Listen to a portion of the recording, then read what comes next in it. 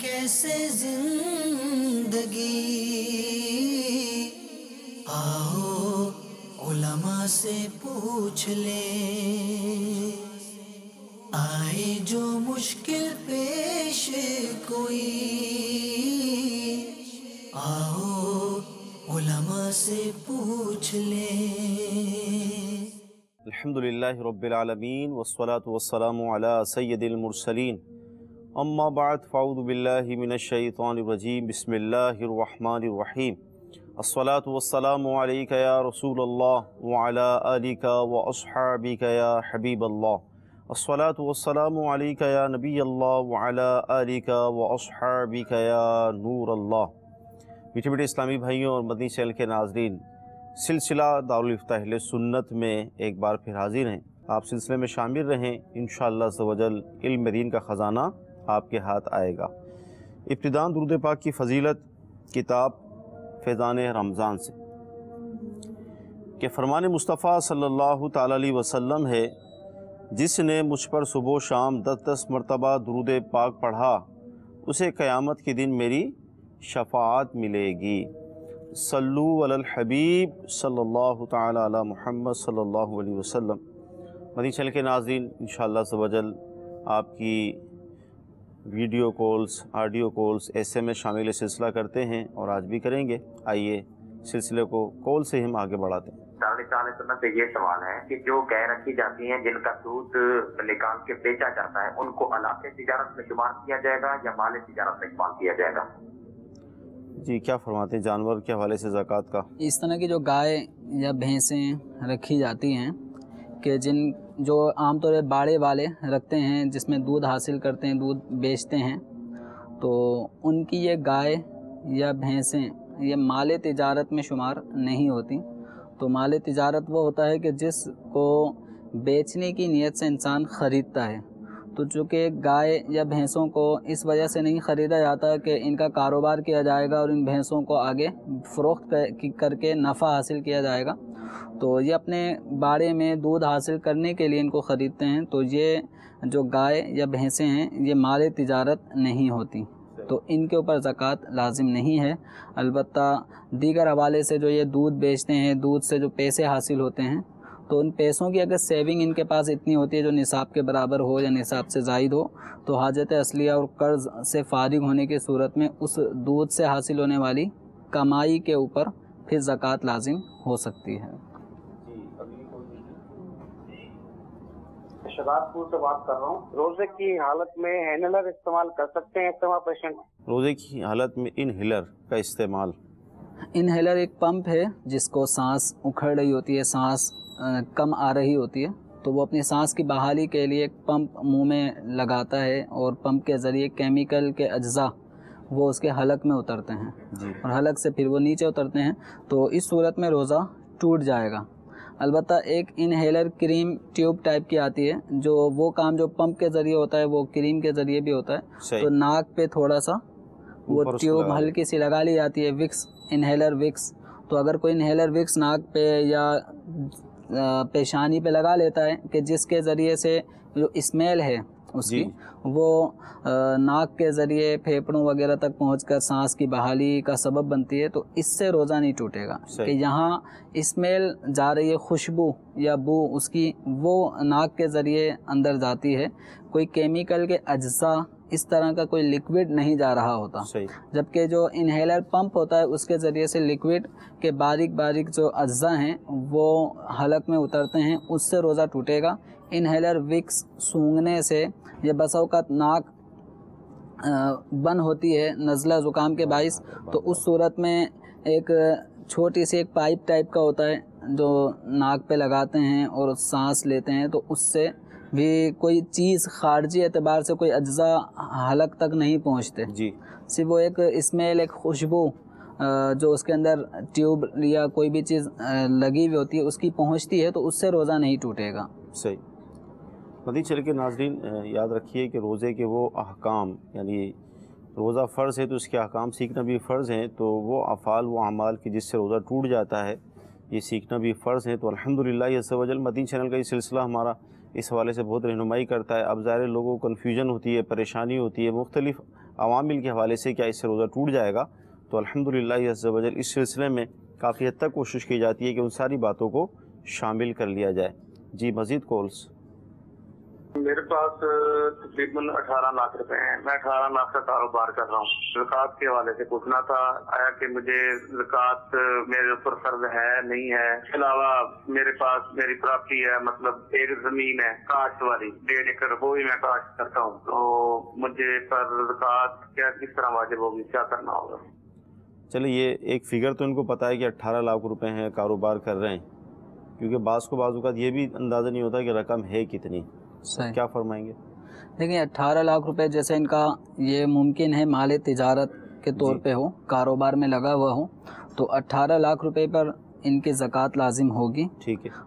اس میں سے اگر یہ دوران سال جو ان کے اوپر قرضہ ہے تو وہ قرض کی رقم 18 لاکھ میں سے مائنس کر سکتے ہیں، جو ضرورت اور حاجت کی جتنا مال ہو اس کو بھی مائنس کیا جا سکتا ہے۔ صحیح۔ تو حاجت اصلیہ سے زائد اور قرض وغیرہ کی ادائیگی سے بچ کر جو 18 لاکھ میں سے رقم بچتی ہے اس کے اوپر ان کو 40واں حصہ 2.5% زکوٰۃ ادا کرنی ہوگی، اور 1 لاکھ روپے میں 2.5% یعنی 2,500 روپے زکوٰۃ لازم ہوتی ہے۔ صحیح۔ ان کے سوال کا ایک دوسرا جز بھی تھا کہ ان کی ایک زمین بھی ہے جس میں یہ کاشت کرتے ہیں، تو جو بھی آدمی کاشت کرتا ہے پیداوار جو اس سے حاصل ہوتی ہے تو اس پیداوار کا عشر یا نصف عشر لازم ہوتا ہے۔ عشر کا مطلب ہوتا ہے 10واں حصہ، کہ جو اس سے پیداوار حاصل ہوئی ہے تو اس پیداوار کے 10 حصے کرنے کے بعد 1 حصہ راہ خدا میں بطور زکوٰۃ، وہ زمین کی زکوٰۃ کہلاتی ہے یہ۔ اور نصف عشر کا معنی ہوتا ہے عشر کا آدھا، یعنی 10 کا آدھا 5، تو اس میں یہ ہوتا ہے 5% صحیح ادا کرنا ہوتا ہے، اور عشر میں ہوتا ہے 10%، اور نصف عشر میں ہوتا ہے 5%، جس کو 20واں حصہ بھی کہا جاتا ہے۔ تو اب اس میں عشر کب لازم ہوگا اور نصف عشر کب لازم ہوگا، تو اس کی کچھ تفصیل یہ ہے کہ اگر نہر کے ذریعے سے، دریا کے ذریعے سے، یا بارش کے برسات کے پانی سے زمین سیراب ہوتی ہے پورا سال یا اکثر سال کا حصہ، یہ نہر، دریا اور بارش کا پانی، یہ اس سے ان کی پیداوار حاصل ہوتی ہے انہیں، تو ان کو عشر دینا ہوگا، یعنی اپنی کل پیداوار کا 10واں حصہ 10% یہ حصہ نکالنا ہوگا۔ اور نصف عشر یہ اس وقت ہوتا ہے جیسے ٹیوب ویل کے ذریعے سے، صحیح، یا پانی جو ہے وہ موٹر کے ذریعے کھینچ کر اس طرح کنویں سے اگر یہ پانی اپنے کھیت میں پہنچاتے ہیں، ٹیوب ویل کے ذریعے پہنچاتے ہیں، تو اس صورت میں ان پہ نصف عشر لازم ہوگا پیداوار کا، یعنی 20واں حصہ یہ ادا کریں گے، جس کو 5% بھی کہا جاتا ہے۔ ٹھیک۔ پتہ چل کے ناظرین زکوٰۃ کے حوالے سے بھی آپ سن رہے ہیں کہ جو فصلیں لگائی جاتی ہیں اس پر زکوٰۃ کی صورت کیا بنتی ہے اور دیگر اموال پر کیا بنتی ہے، الحمدللہ اس کا بیان بھی جاری ہے۔ کچھ SMS شامل سلسلہ کریں گے۔ 1 لاکھ روپے ہے، 1 تولہ سونا ہے اور 2.5 تولہ چاندی ہے، تو اب زکوٰۃ کی صورت کیا ہوگی؟ دیکھیں یہ سب ملا کے جی 2 تولہ سونا یا 1 تولہ سونا ہے، اور کچھ پیسے ہیں، کچھ چاندی ہے، اور بظاہر دیکھیں تو ان کے سوال میں ایسا لگتا ہے کہ کوئی بھی رقم نصاب کی مقدار کو اکیلے نہیں پہنچ رہی، صحیح، نہ پیسے اتنے ہیں، نہ چاندی اتنی ہے، نہ سونا۔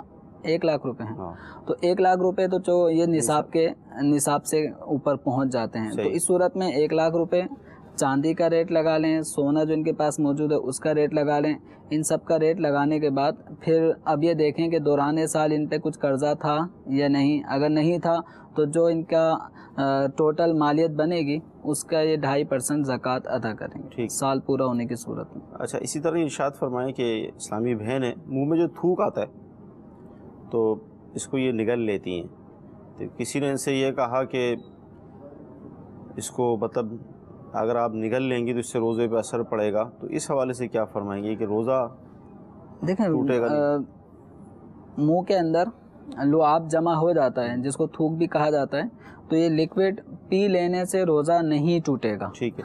اور اس کو بعض لوگ تھوکتے رہتے ہیں، اب وہ منہ خشک ہو جاتا ہے، پھر منہ میں ایک فطری طور پہ، قدرتی طور پہ دوبارہ نمی جمع ہو جاتی ہے، صحیح، اب پھر وہ اس کو تھوک دیتے ہیں، خشک کر لیتے ہیں، پھر جمع ہو جاتے ہیں، تو یہ اسی کام میں لگے رہتے ہیں۔ صحیح۔ تو روزے کے اندر منہ میں جو رطوبت تھوک کی صورت میں جمع ہو جاتی ہے اس کو نگل لینے سے روزہ نہیں ٹوٹتا، ٹھیک ہے۔ تو اس کو بار بار تھوکتے رہنا بھی اچھا نہیں ہے۔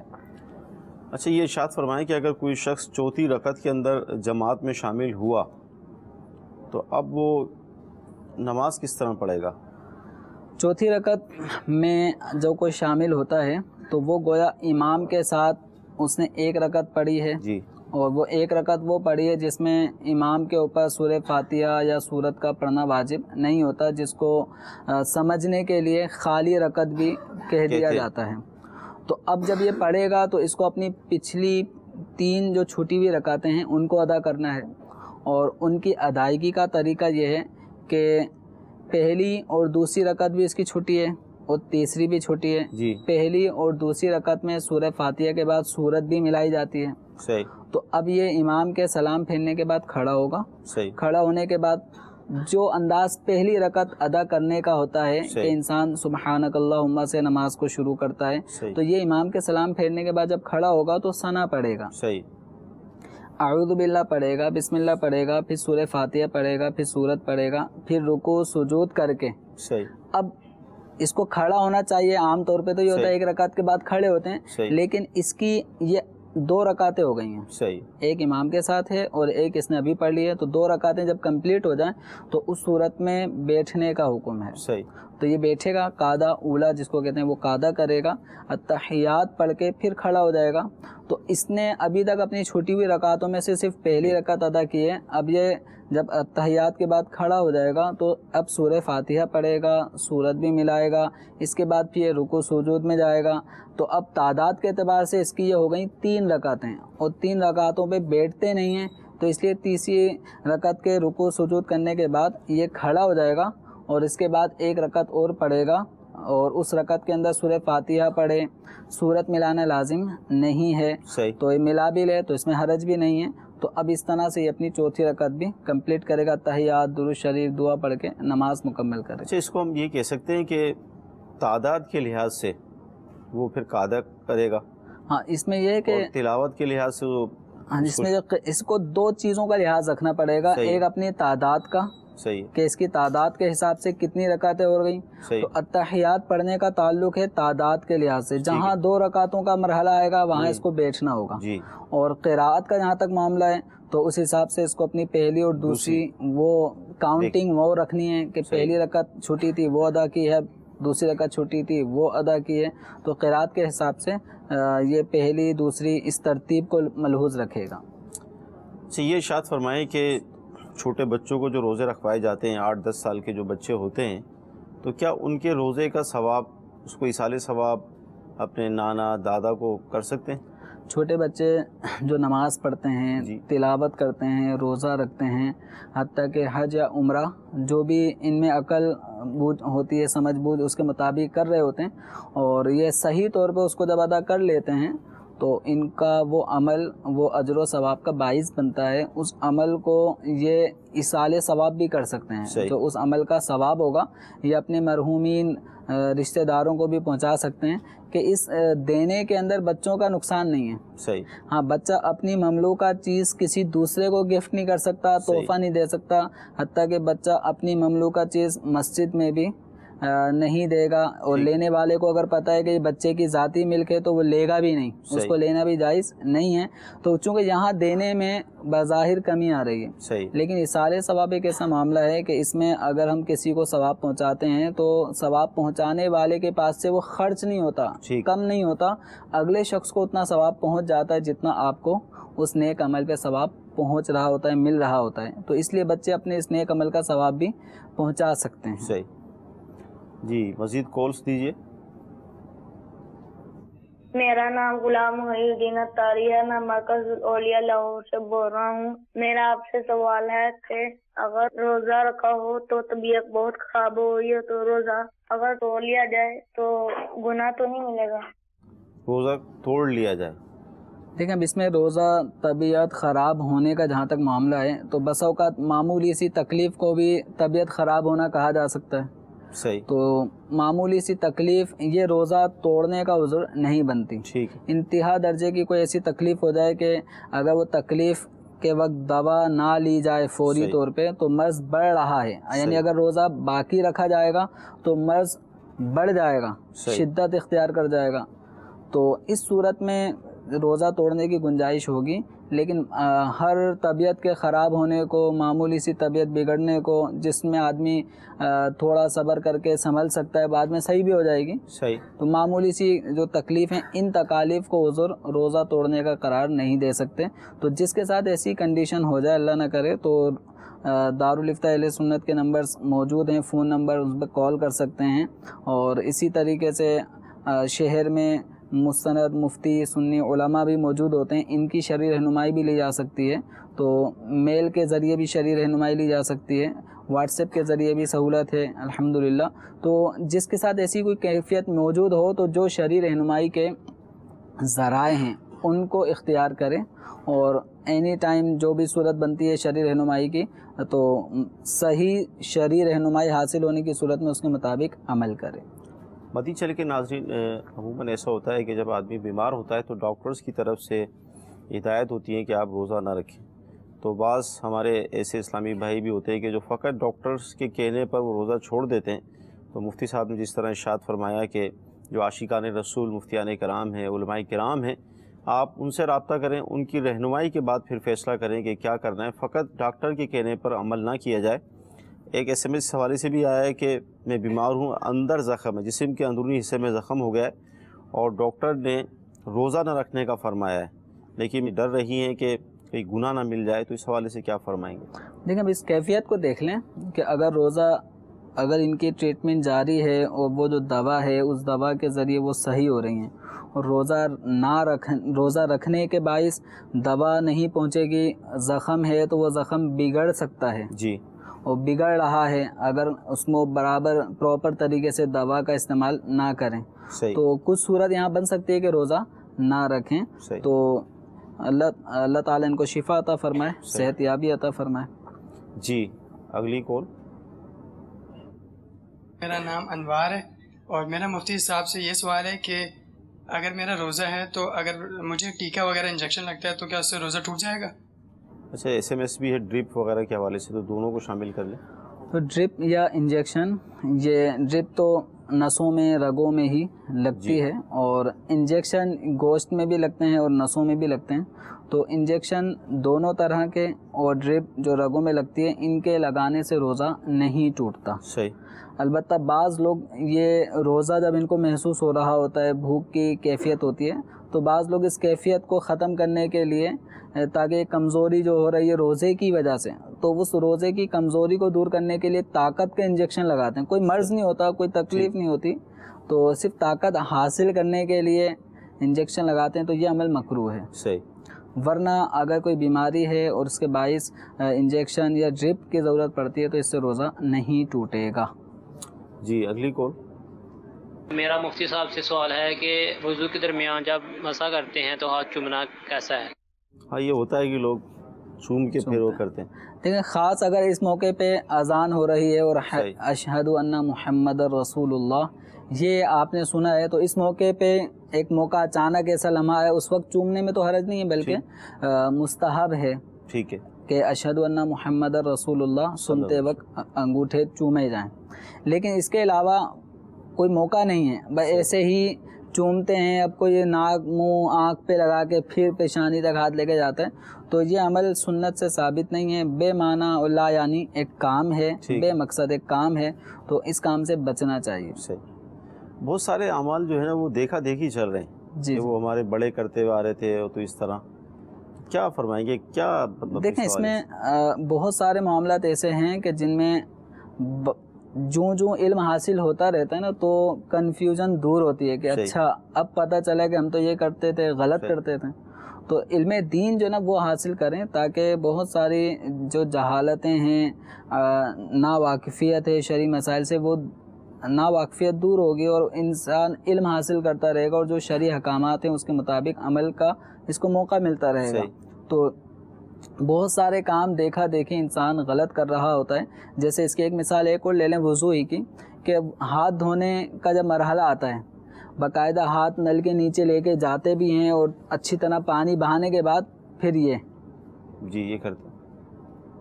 تو یہ چلو دونوں ہاتھوں میں 3 مرتبہ بہاتے ہیں. اب اس کی حاجت کیا ہے؟ صحیح. جب آپ نے ہاتھ دھونے کا موقع تھا اور آپ نے اس کو اچھی طرح نل کے نیچے لے گئے, 3 مرتبہ آپ نے ہاتھوں کو کونیوں سمیت دھو لیا ہے, تو اب ہاتھوں پہ پانی بہانے کی اب کوئی وجہ نہیں ہے. صحیح.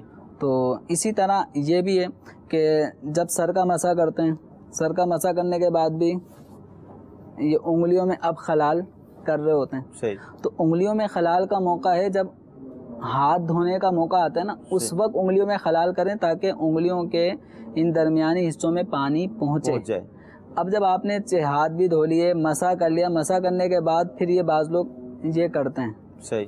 تو اب اس سے کیا پانی پہنچے گا؟ تو یہ موقع خلال کا نہیں ہے, خلال کا موقع انگلیوں کے درمیان ہاتھ دھونے کے وقت ہے. ٹھیک جی. مزید کال.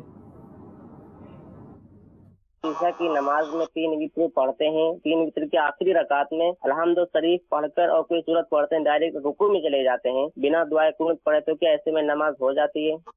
جی. کیا ایسے میں اگر کوئی دعائے قنوت پڑھنا بھول جاتا ہے اور رکوع میں چلا گیا تو اس کو واپسی نہیں آنا. یہ رکوع سے آگے اپنی نماز کو جاری رکھے اور سجدہ سہو کر لیں. سجدہ سہو کرنے سے اس کی نماز ادا ہو جائے گی. البتہ جانتے بوجھتے اگر کوئی دعائے قنوت نہیں پڑھتا اور یوں رکوع میں چلے جاتا ہے جانتے بوجھتے, صحیح, تو اب یہ اس نے واجب چھوڑا ہے جان بوجھ کر, اور جان بوجھ کے جو واجب چھوڑا جاتا ہے اس میں سجدہ سہو بھی کفایت نہیں کرتا. اب اس وتر کو دوبارہ پڑھنے ہوں گے. صحیح. اور اگر بھولے سے چھوٹ گیا تو آخر میں سجدہ سہو کرنے سے نماز درست ہو جائے گی. اچھا, یہ بھی ارشاد فرمائیں کہ جو وتر کی تکبیر قنوت ہے, جو تکبیر پڑھی جاتی ہے, تو کیا اس کو اتنی آواز سے پڑھنا ضروری ہے کہ ہم خود اپنے کانوں سے سن لیں؟ بالکل. وتر کے اندر جو تیسری رکعت میں دعائے قنوت پڑھی جاتی ہے, تو دعائے قنوت سے پہلے جو تکبیر ہوتی ہے اللہ اکبر, ہاتھ اس میں اٹھائے جاتے ہیں. تو ہاتھ کانوں تک اٹھانا یہ سنت ہے, اور اللہ اکبر کا لفظ کہنا واجب ہے. ٹھیک. تو جب یہ واجب ہے تو اس کی ادائیگی بھی اتنی آواز سے ضروری ہے کہ اپنے کانوں تک آواز پہنچے. اگر منہ بند کر کے اندر ہی دل میں اللہ اکبر کا تصور کر لیا کہنے کا, تو اس سے واجب ادا نہیں ہوگا. صحیح. اور یہ واجب ادا نہ ہونے کی جو وجہ ہے وہ جانتے بوجھتے ہوگی. عادت ہی اس کی چپ لگا کے نماز پڑھنے کی اگر ہوگی تو اس صورت میں واجب چھوٹے گا. اور امام صاحب کے پیچھے بھی چونکہ اب اس وقت ماہ رمضان المبارک میں تراویح کی نماز الحمدللہ باجماعت پڑھی جاتی ہے, اور اس کے بعد بھی امام صاحب وتر کی نماز بھی ادا کرتے ہیں جماعت کے ساتھ. یہ بھی رمضان المبارک میں وتر کو جماعت سے پڑھنا مستحب ہے.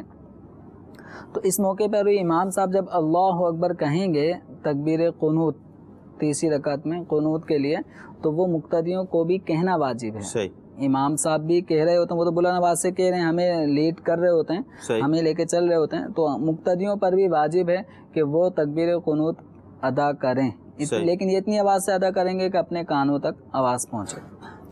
حدیث شریف کے ناظرین, نماز کے حوالے سے بھی ظاہر مسائل آتے ہیں, وہ بھی ڈسکس ہو رہے ہیں. اچھا, یہ ارشاد فرمائے حضور کہ اب جیسے 4 رکعت والی جو فرائض ہیں یا 3 نماز مغرب کے 3 فرض ہیں, تو عموماً ایسا ہوتا ہے کہ آخری کی جو 2 رکعتیں ہیں یا 1 رکعت ہے, اس میں یہ کنفیوژن رہتی ہے کہ اس میں سورہ فاتحہ کے بعد کچھ نہ پڑھا جائے, اگر پڑھ لیا تو کیا ہوگا. یہ SMS آیا ہے, تو یہی پوچھ رہے ہیں کہ کیا سجدہ سہو کرنا پڑے گا یہ, اور کیا صورت بنے گی. اشرف قادری صاحب. فرض نماز جو ہے اس کی تیسری اور چوتھی رکعت میں قراءت کرنا فرض نہیں ہے. ٹھیک. فرض نماز جیسے ظہر کی ہو گئی, عصر کی ہو گئی, عشاء کی ہو گئی, مغرب کی ایک تیسری رکعت ایک ہی ہوتی ہے یہ, تو تیسری اور چوتھی رکعت جو ہے اس میں قراءت کرنا فرض نہیں ہے. مستحب یہ ہے کہ سورہ فاتحہ پڑھی جائے. تو اگر کوئی سورہ فاتحہ کے بعد آگے سورت ملا لیتا ہے تو سورت کا ملانا یہ منع بھی نہیں ہے. اگر کوئی ملا لیتا ہے تو یہ ملانا بھی اس کے لیے جائز ہے, اور اس میں کوئی حرج نہیں ہے. سجدہ سہو لازم نہیں ہوتا. ٹھیک ہے. فرض نماز کے علاوہ جتنی بھی نمازیں ہیں, چاہے وہ 4 رکعت والی صلاۃ التسبیح ہو, یا 4 رکعت سنت موقدہ ہو, یا غیر موقدہ ہو, یا وتر کی نماز ہو, تو ان تمام نمازوں میں تیسری رکعت میں بھی سورہ فاتحہ کا پڑھنا واجب ہے, اور اس کے بعد کسی نہ کسی بڑی صورت, چھوٹی صورت کا یا 3 چھوٹی آیتوں کا یا ایک بڑی آیت جو 3 چھوٹی آیتوں کے برابر ہو، اس کا پڑھنا واجب ہے۔ ٹھیک جی، مزید کال۔ میرا نام محمد اخلاق اطاری راولپنڈی سے بول رہا ہوں۔ میرا مفتی صاحب کی بارگاہ میں یہ سوال ہے کہ جماعت میں صف کے اندر اگر پلر آ جائے اس کے بارے میں کیا حکم ہے؟ پلرز جو آ جاتے ہیں درمیان میں، بس اوقات اس طرح صفوں کے درمیان پلر ہوتے ہیں اور اس کے درمیان نمازی کھڑے ہو جاتے ہیں، پھر پلر کے اس طرف بھی نمازی کھڑے ہوتے ہیں، ادھر بھی نمازی کھڑے ہوتے ہیں۔ تو اگر مسجد میں گنجائش زیادہ ہے، یعنی اگر اس پلر جن صفوں کے درمیان پلر آ رہا ہے، ستون آ رہا ہے، اگر اس جگہ صف نہ بنائی جائے اور اس سے پیچھے جو باقاعدہ پوری ایک صف چلی آ رہی ہے، تو اس صف میں اگر نمازی نماز پڑھیں تو مسجد میں گنجائش موجود ہے، اگر بعد میں بھی کوئی نمازی آئیں گے تو جگہ کم نہیں پڑے گی۔ تو اس صورت میں جب گنجائش مسجد میں موجود ہے تو اب ستون درمیان میں جب آئیں گے تو ستون آنے کی وجہ سے نمازی ایک دوسرے سے متصل کھڑے نہیں ہوں گے، صحیح، 2 نمازیوں کے درمیان ایک ستون کا گیپ آ جائے گا، صحیح، تو صفوں میں اس طرح خلا آ جانا، ٹھیک ہے، یہ جائز نہیں ہے۔ صحیح، تو اس صورت میں نمازیوں کو چاہیے کہ ستون والی صفوں کو چھوڑ کر اس کے پیچھے جو باقاعدہ صف طویل موجود ہے جس میں کوئی ستون نہیں آ رہا، اس میں نماز ادا کریں کہ اتصال صفوف، صفوں میں آپس میں ایک تو صفوں کا باہم ایک دوسرے سے قریب ہونا، یہ بھی، اور دوسرا ہے کہ نمازیوں کا آپس میں ایک دوسرے سے مس ہونا، کندھے مس ہونا، یہ بھی واجب ہے۔ تو اب اس صورت میں کہ جب مسجد میں گنجائش موجود ہو تو ستون والی صفوں میں نماز نہ پڑھیں۔ البتہ اگر مسجد چھوٹی ہے اور نمازیوں کی تعداد زیادہ ہے، اگر یہ ستون والی صف کو چھوڑا جائے گا تو پیچھے مقتدی کھڑے رہ جائیں گے، ان کی نماز نکل جائے گی۔ تو اب ایسی صورت میں جب جگہ کم ہے تو ستون والی خالی جگہوں میں بھی صف بنا کے کھڑے ہونے میں حرج نہیں ہے۔ اچھا، رمضان شریف میں ایسا ہوتا ہے کہ جیسے اب گرمی کا موسم ہے تو مسجد کا جو اصل ہال ہوتا ہے اندر، اس میں زیادہ گرمی محسوس ہوتی ہے تو لوگ صحن میں آ جاتے ہیں۔ اب صحن کے اندر یہ کنڈیشن ہوتی ہے کہ بعض اوقات پلرز وغیرہ درمیان میں آ رہے ہوتے ہیں، تو ایسی صورت میں پھر ہم کیا کریں گے؟ حالانکہ مسجد کے اندر جگہ آگے کی طرف ہے، پیچھے نہیں ہے، اور نماز پیچھے جو ہے وہ شروع ہو گئی ہے۔ اچھا، پھر ساتھ یہ ہے کہ مثال کے طور پہ اب یہ مسئلہ مجھے معلوم ہے اور میں مسجد میں موجود ہوں، اب وہ جو صف ہے جس کے درمیان پلرز آ رہے ہیں اس میں ابھی کافی جگہ باقی ہے نمازیوں کی، اچھا پیچھے جگہ بھی ہے مسجد کے اندر، اب میں اکیلا کیا پیچھے کھڑو کے نماز شروع کروں گا یا مجھے اسی صف میں کھڑا ہونا پڑے گا؟ جب مسجد کے اندر گنجائش موجود ہے کہ اگر ہم پلر والی ستون والی صف کو چھوڑ کر پیچھے صف بنائیں گے تو اس کے پیچھے بھی صفیں اتنی ہیں کہ نمازی آ جائیں گے، دشواری نہیں ہوگی۔ تو ایسی صورت میں جو صف ستونوں کے درمیان بن چکی ہے وہ ان کی غلطی ہے کہ انہوں نے ایسے موقع پہ ستون والی صفوں کو اختیار کیا ہے، تو آپ پیچھے کھڑے ہوں۔ اچھا، وہ پیچھے کھڑے ہو کر، چونکہ آپ بھی اس میں شامل ہو جائیں گے تو ایک صف منقطع ہو رہی ہے، صحیح، اتصال نمازیوں کا نہیں رہے گا، تو یہ خرابی جو تھی وہ خرابی برقرار رہے گی۔ تو ایسی صورت میں پیچھے آ جائیں۔ اب اکیلا ہے تو بامر مجبوری اکیلا کھڑا ہو جائیں، اس کے ساتھ ساتھ کوئی نہ کوئی آ کے صف بنا ہی لے گا۔ یہاں پر میں جو بالخصوص ہماری مسجد انتظامیہ ہیں، مسجد کی کمیٹیاں ہیں، ان سے میں عرض کروں گا کہ وہ اس بات کا خاص طور پہ خیال رکھیں۔ عموماً اس میں بے توجہی دیکھنے کو آتی ہے کہ مسجد میں جگہ تو ہوتی ہے لیکن اس کے باوجود باقاعدہ اہتمام بھی کر دیا جاتا ہے ان صفوں کا کہ جن کے درمیان پلرز آتے ہیں، صفیں بچھا دی جاتی ہیں، باقاعدہ اہتمام کر دیا جاتا ہے۔ ایک کاش کو ایسی صورت بن جائے کہ اعلان ہی ہو جائے کہ اس پلرز والی جو صف ہے اس میں صف نہ بنائی جائے بلکہ اس کو چھوڑ کر صف بنائی جائے، تو یوں نمازوں کے حوالے سے جو احکام ہیں اس پر عمل ہوگا اور ہماری نمازیں درست ہوں گی۔ جی، مزید کالز۔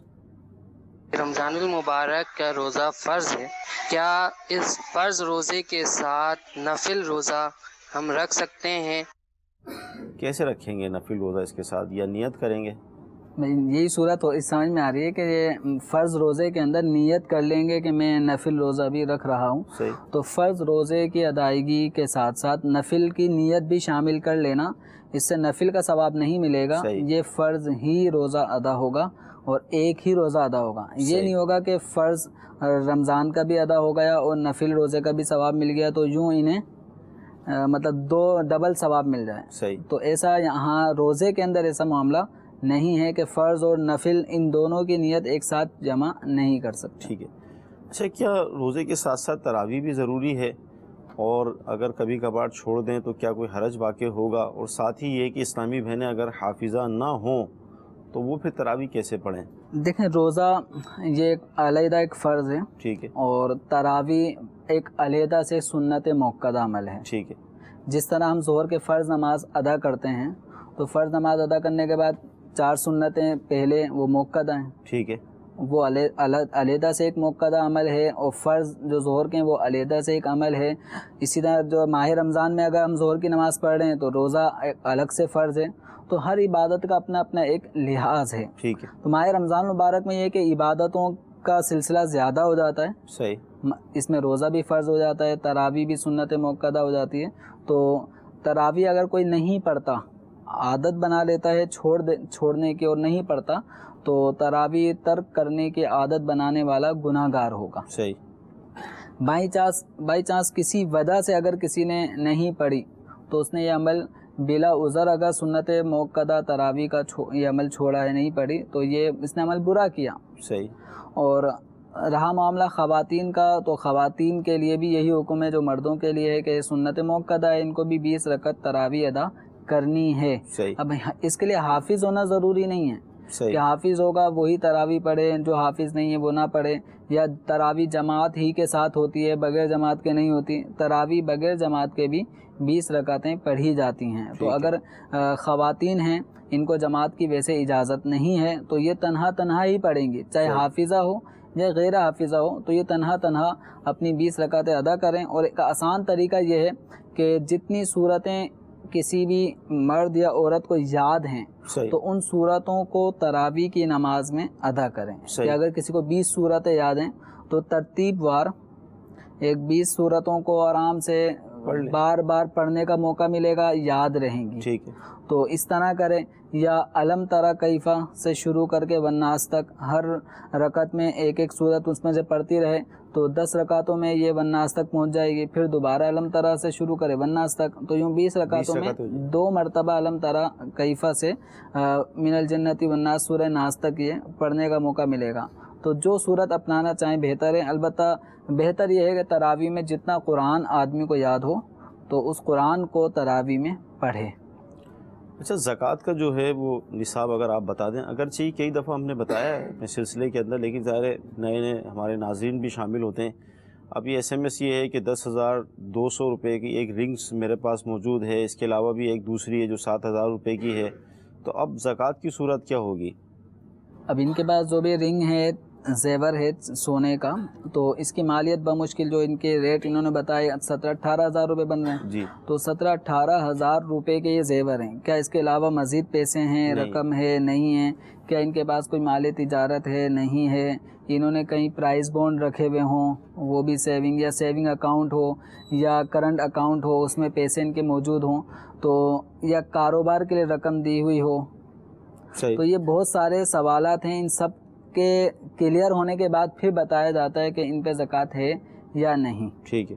تو اگر ان کے پاس صرف سونا ہے اور جو 17-18 ہزار روپے کی مالیت ہے، اس کے علاوہ کوئی پیسے نہیں، کوئی پرائز بونڈ نہیں، کوئی مال تجارت نہیں، اور دیگر کوئی اموال نامی بھی ان کے پاس نہیں ہے، تو ان کے اوپر زکوٰۃ لازم نہیں ہوگی۔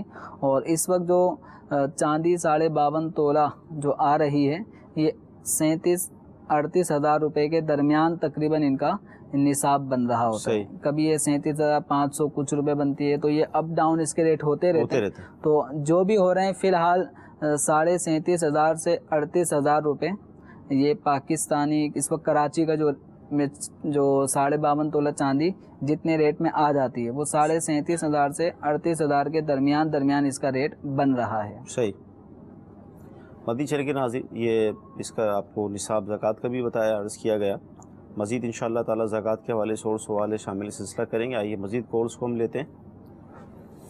میرا مفتی صاحب سے سوال یہ ہے کہ اگر ایک پانی بالٹی جو ہے وہ غیر مستعمل ہے، اگر اس میں جو ہے وہ مستعمل پانی ملا دیا جائے اور پانی جو ہے وہ بہہ جائے تو کیا وہ پانی جو ہے نا وہ پاک کرنے والا ہو جائے گا؟ مستعمل پانی کو کس طرح قابل استعمال مستعمل پانی جیسے انہوں نے مثال دی کہ ایک بالٹی میں پانی مستعمل ہے، یعنی بے وضو آدمی کا بغیر دھلا ہاتھ وہ اس پانی میں چلا گیا تو وہ مستعمل ہو گیا، مستعمل ہونے سے ناپاک نہیں ہوا، وہ وضو یا غسل کے لائق نہ رہا۔ صحیح۔ اب اس پانی کو دوبارہ سے قابل استعمال بنانے کا ایک طریقہ یہ ہے کہ آپ اس میں نل کھول دیں، صحیح، اور نل سے پانی جو اس میں آتا رہے گا، اور اس کے بعد جب بالٹی سے اوپر بہنے شروع ہو جائے گا، بالٹی بھر کے جو پانی بہنا شروع ہوا تو یہ پانی مائع جاری بن گیا، بہتا ہوا پانی۔ تو بہتا ہوا پانی اب جب بن گیا تو اب جو مستعمل ہونے کا حکم تھا وہ ختم ہو گیا۔ اب یہ بالٹی میں جو پانی ہے، نل بند کر دیں اب جو پانی بالٹی میں رہ گیا وہ قابل استعمال ہو گیا۔ ایک طریقہ تو نل کھول کے، اور دوسرا طریقہ اگر نل کی سہولت نہیں ہے، بالٹی یا گیلن میں کسی بڑے کین میں ان کے پاس پانی موجود ہے تو اس کا پانی اس بالٹی کے پانی میں انڈیلنا شروع کر دیں۔ جب اس میں پانی بھرتے بھرتے بھرتے چھلکنا شروع ہو جائے گا، بہنا شروع ہو جائے گا تو اس کا بھی وہی حکم کہ اب یہ بھی پانی وضو غسل کے قابل استعمال ہو جائے گا۔ صحیح۔ یعنی ہم یہ بھی بتا سکتے ہیں کہ جو مستعمل پانی ہے اس کی جو مقدار ہے اگر اس سے زیادہ مقدار ملا دی جائے تو یہ اس صورت میں ہے کہ جیسے مثال کے طور پہ آدھی بالٹی سے کم مستعمل تھا تو اب اگر ہم نے اس بالٹی کو فل بھر دیا تو یہ ہو گیا، تو یہ چونکہ مستعمل پانی کم اور غیر مستعمل پانی زیادہ ہو گیا۔ 5 کلو پانی اگر مستعمل تھا ہم نے اس میں 5.5 کلو پانی ڈال دیا، ٹھیک ہے، تو غیر مستعمل پانی جب زیادہ مقدار میں مستعمل میں شامل ہو جاتا ہے، مل جاتا ہے تو مستعمل پانی پھر وہ قابل استعمال بن جاتا ہے۔ سجدہ صاحب جو ہو جاتا ہے تو اس کا طریقہ کیا ہے، کس طرح کیا جائے سجدہ صاحب؟ سجدہ صاحب واجب اگر نماز کی حالت میں کوئی واجب بھولے سے چھوٹ جائے تو سجدہ صاحب لازم ہوتا ہے، اور اس کی ادائیگی کا طریقہ فقہ حنفی کے مطابق یہ ہے کہ آپ قاعدہ اخیرہ ہوگا، آخری رکعت میں جب اتحیات میں بیٹھتے ہیں تو اتحیات پڑھنے کے بعد ایک طرف سلام پھیریں گے السلام علیکم ورحمۃ اللہ، اس کے بعد پھر 2 سجدے کریں گے، ٹھیک ہے، اور ہر سجدے میں جو سجدے کی تسبیح پڑھی جاتی ہے 3 3 5 7 جتنی مرتبہ پڑھنا چاہیں وہ تسبیح پڑھی جائے گی، 2 سجدے کیے جائیں گے، اس کے بعد پھر آپ دوبارہ اتحیات میں بیٹھ گئے، اتحیات پڑھیں گے، درود شریف پڑھیں گے، دعا پڑھیں گے، اور پھر دائیں اور بائیں دونوں طرف سلام پھیریں گے، نماز کمپلیٹ ہو جائے گی۔ جی مزید کالز؟ جس نے اپنی 34 سال 35 سال اس طرح نماز ادا کی کہ جو سنت موقدہ ہے اس میں جو ہے اس نے خالی پڑھا نماز، تو کیا اسے اپنی پوری نماز واپس سے دہرانی پڑے گی؟ برائے کرم رہنمائی فرما دیں۔ سوال تو بہت لمحہ فکری ہے ان لوگوں کے لیے جو شرعی مسائل نہیں سیکھتے اور نماز پڑھ رہے ہوتے ہیں۔ جی جی، تو اب جیسے ان کا جو سوال تھا، اس سوال میں جو سنت غیر موقدہ، اس میں موقدہ بھی شامل کر لیں، تو سنت موقدہ ہو یا غیر موقدہ، تیسری اور چوتھی رکعت میں بھی سورہ فاتحہ کے بعد سورت کا ملانا واجب ہے۔ صحیح۔ اب یہ واجب کوئی نہیں ادا کر رہا، صحیح، تو اس کو ہم یہ نہیں کہیں گے کہ یہ واجب بھولے سے ادا نہیں کر رہا، صحیح، اس کو یعنی واجب کی ادائیگی بھول گیا، اس کو بھولنا نہیں کہیں گے، صحیح، اس کو یہی کہیں گے کہ انہوں نے یہ جو واجب ادا نہیں کیا یہ جانتے بوجھتے ادا نہیں کیا۔ صحیح۔ اب یہ جانتے بوجھتے ادا نہ کرنے کی وجہ یہ ہے کہ ان کو پتہ ہی نہیں کہ واجب ہے اب یہ نہیں ہے، لا علمی جو ہے لا علمی، تو لا علمی یہاں پہ پائی جا رہی ہے۔ صحیح۔ اس وجہ سے اس نماز کا جو سنتیں غیر موقدہ یا موقدہ اس طرح پڑھی ہیں کہ جن میں تیسری اور چوتھی رکعت میں سورہ فاتحہ کے بعد کوئی صورت نہیں ملائی، تو وہ تمام نمازیں واجب الاعادہ ہیں، شرعی حکم ان کے لیے یہ ہے۔ اب اس کا ایک اندازہ لگا لیں کہ سنت غیر موقدہ کتنی پڑھی ہوں گی اس طرح کی، تو ممکن ہے کبھی صورتیں پڑھی ہوں گی کبھی نہیں پڑھی ہوں گی، تو ایک آئیڈیا لگا لیں اور ان نمازوں کا اعادہ وقتاً فوقتاً ٹائم نکال کے ادا کرنا شروع کر دیں۔ صحیح۔ مدنی چل کے ناظرین غور فرمائیے کہ یہ تو جن کی کال تھی ان کو ایک فکر لاحق ہوئی تو انہوں نے یہ کال کی اور اس حوالے سے جواب چاہا، لیکن ایک تعداد ہے ہمارے درمیان کے جو نماز کے احکام سیکھنے کے حوالے سے، زکوٰۃ کے احکام سیکھنے کے حوالے سے، روزے کے احکام سیکھنے کے حوالے سے سستی کا شکار ہے۔ حالانکہ اللہ تعالیٰ کی رحمت ہے کہ دعوت اسلامی کا مدنی ماحول ہمیں میسر ہے، سکھانے والے موجود ہیں، مدنی چینل کے سلسلوں کے ذریعے، مدنی قافلوں کے ذریعے، دیگر ایسی صورتیں بنتی ہیں کہ الحمدللہ عز و جل سکھایا جا رہا ہے، لیکن ہم یہ دیکھتے ہیں کہ ایک تعداد ہے کہ جو ابھی بھی اتنا کچھ ہونے کے باوجود سیکھنے کے لیے تیار نہیں ہیں. اور آپ یہ دیکھیں کہ برسوں کی نمازیں، یعنی ایک عرصہ ہو جاتا ہے نماز پڑھتے پڑھتے، لیکن یہ پتہ نہیں ہوتا کہ نماز کی شرائط کیا ہیں، نماز کے فرائض کیا ہیں، نماز کے واجبات کیا ہیں، نماز کے مفسدات کیا ہیں، یہ پتہ ہی نہیں ہوتے. اور یوں نماز کے اندر جو ہے وہ خرابیاں لازم آ رہی ہوتی ہیں، نماز فاسد ہو رہی ہوتی ہے لیکن توجہ نہیں ہوتی. تو لہذا اس سلسلوں کی برکت سے میں آپ کی بارگاہ میں عرض کروں گا کہ کوشش کریں وہ کتابیں، جیسے نماز کے احکام کتاب ہے امیل سنت کی، آسان آپ نے زبان میں اس کو تحریر فرمایا اور عام فہم میں سمجھ میں آ سکتی ہے، اس کتاب کو حاصل کریں، یہ سلسلے پابندی سے دیکھیں، اور پھر جو عاشقان رسول علماء ہیں، مفتیان کرام ہیں، ان سے مربوط رہیں، تو انشاءاللہ عز و جل بہت کچھ سیکھنے میں آپ کامیاب ہو جائیں گے. اچھا، یہ جو ہے اللہ تعالیٰ معاف کر دے گا، بڑا غفور الرحیم ہے، تو کرتے چلے آ رہے ہیں، تو اس پہ آپ کیا فرمائیں گے؟ دیکھیں، اللہ تعالیٰ غفور الرحیم ہے، اس پہ کوئی شک نہیں ہے. ان اللہ غفور الرحیم، بے شک اللہ تعالیٰ غفور الرحیم ہے. لیکن آدمی کو بے باک نہیں ہونا چاہیے کہ بے باکی کے ساتھ گناہ کرے، اپنے اوپر فرائض واجبات چھوڑتا رہے. اللہ تعالیٰ معاف کرنے والا ہے، تو یہ بے باکی ہے. یہ بے باکی اللہ تعالیٰ کو ناپسند ہے. اللہ تعالیٰ کو وہ توبہ کرنے والا پسند ہے کہ جو واقعی ندامت کے ساتھ توبہ کر رہا ہوتا ہے. اب ایک ہوئے کہ گناہ پہ دلیر ہو کر بے باک ہو کر آدمی توبہ کے الفاظ کہہ تو دیتا، جیسے یہی کہ اللہ تعالیٰ بخشنے والا ہے، اللہ تعالیٰ معاف کرے، لیکن آدمی بے باک ہوتے ہوئے یہ جملہ کہہ رہا ہے، تو یہ بہت سنگین معاملہ ہے، بری بات ہے، اس میں ڈرنا چاہیے. تو اللہ تبارک و تعالیٰ کی طرف سے جو فرائض ہم پر عائد ہیں، لازم ہیں، جو واجبات شریعت نے ہمارے لیے مقرر فرمائے ہیں، تو ہمیں ان کی ادائیگی کرنی ہے. اگر اس میں ہم سے کوئی کمی خامی ہو رہی ہے تو اس کی تلافی کریں، اس کو دور کریں. اس کو یوں سمجھیں کہ اگر ہمارا بہت بڑا کوئی فائدہ صرف ہماری غلط فہمی یا کام غلط ہونے کی وجہ سے وہ بہت بڑا فائدہ ہمیں نہیں مل رہا، تو ہم وہ بہت بڑا فائدہ یوں نہیں چھوڑ دیں، چھوڑو نہیں کرتے ہیں. ہم اپنے کام کی اصلاح کرتے ہیں. جو پچھلی مسٹیک ہوئی ہیں، غلطیاں ہوئی ہیں، ان کو دور کریں گے، سیکھیں گے کہ مجھے فائدہ کیوں نہیں مل رہا، کیا مسٹیک کر رہا ہوں. تو جب آپ کو پتہ چلتا ہے آپ نے یہ مسٹیک کی ہے، تو پھر آپ اس کی اصلاح کرتے ہیں اور وہ فائدہ حاصل کرنا چاہتے ہیں. تو آخرت میں جو اتنا بڑا اجر و ثواب کا جو وعدہ ہے سنتوں کی ادائیگی میں، نماز کی ادائیگی میں، تو اگر ہماری اپنی غلط فہمی اور کم علمی کی وجہ سے اگر ہم وہ نماز پڑھ رہے ہیں اور نماز صحیح طور پہ ادا نہیں ہو رہی، تو ہمیں اس کا اعادہ کرنا ہے، اس کو صحیح طور پہ ادا کرنا ہے، تاکہ اس نماز کا جو پراپر ثواب تھا وہ ہمیں حاصل ہو سکے. اور جو نماز پڑھنے کی صورت میں ناقص نماز ادا کی ہے، کوئی واجب چھوٹ گیا ہے، تو اب ایسی نماز کو دوبارہ سے پڑھنا ہوگا. اگر سجدہ سہو واجب ہونے کی صورت تھی تو سجدہ سہو سے تلافی ہو جائے گی، لیکن جہاں سجدہ سہو بھی کام نہ کرے تو اب اس نماز کا پھر دوبارہ سے اعادہ کیا جاتا ہے کہ یہ نماز اللہ تعالیٰ کی بارگاہ میں گویا ہم نے پیش کی ہے اور ناقص پیش کی ہے. تو ناقص چیز اللہ تعالیٰ کی بارگاہ میں مقام قبولیت کیسے پائے گی؟ تو اس کو کمپلیٹ کرنا ہے، جو نقص ہے وہ نقص دور کرنا ہے. اور نقص دور اس طرح ہو جائے گا کہ اس نماز کو دوبارہ سے ہم پڑھیں گے، اس کا اعادہ کریں گے، اچھے انداز میں کریں گے، تو انشاءاللہ یہ ایک نفس پہ گرا تو گزر رہا ہے، یا سنتیں پڑھیں پھر دوبارہ پڑھوں، تو جو عمل جتنا میزان دنیا میں مشقت والا ہوگا، نفس پہ گرا ہوگا، تو اجر و ثواب اس کا بڑھ جاتا ہے.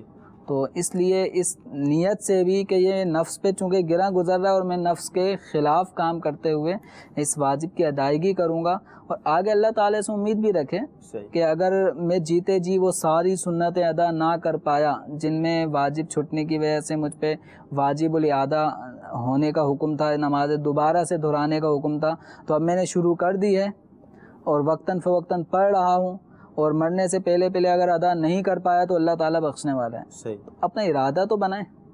اب ارادہ بناتے ہی نہیں ہیں، کرتے ہی نہیں ہیں، اور اللہ تعالیٰ بخشنے والا ہے، اور واجب جو ہم پہ لازم ہے وہ ادا ہی نہیں کر رہے، تو یہ بے باکی جو ہے نا، یہ اللہ تعالیٰ کو ناپسند ہے.